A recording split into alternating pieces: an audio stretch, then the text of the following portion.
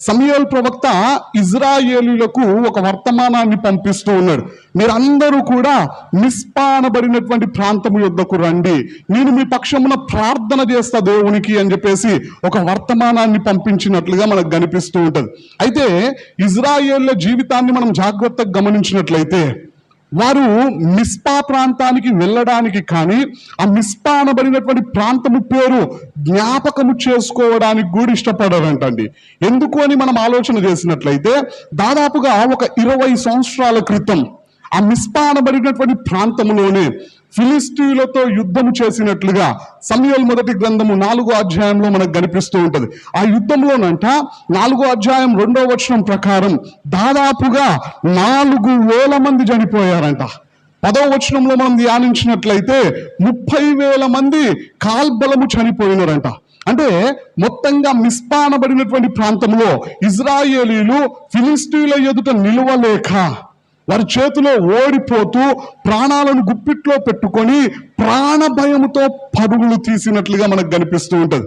ఆ సందర్భంలో 34,000 మంది మరణించినారంట అండి.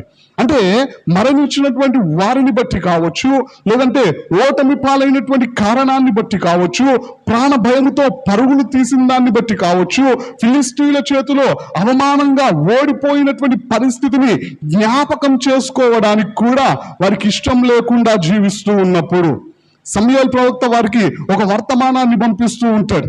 మీరు ఇంకెంతకాలము దుఃఖిస్తూ ఉంటారు, మీరెంతకాలము మిస్పా ప్రాంతానికి దూరంగా ఉంటారు, మీరు మీ పక్షమున ప్రార్థన చేస్తా మీరందరూ కూడా మిస్పా ప్రాంతానికి రండి అని చెప్పేసి సమూయేలు ప్రవక్త వర్తమానాన్ని పంపించినట్లుగా మనకు కనిపిస్తూ ఉన్నది.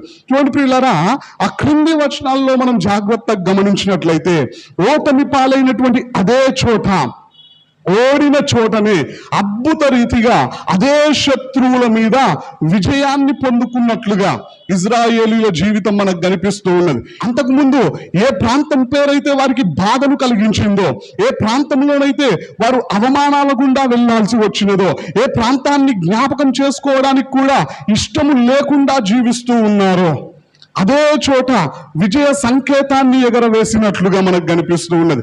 సంతోషంగా విజయాన్ని పొందుకున్నట్లుగా మనకు కనిపిస్తూ ఉంటది. అంటే వారు పొందుకున్నటువంటి అవమానమునకు ప్రతిగా రెట్టింపు ఘనతను దేవుడు వారికి మిస్పా అనబడినటువంటి ప్రాంతంలో అనుగ్రహించినట్లుగా మనకు కనిపిస్తూ ఉంటది.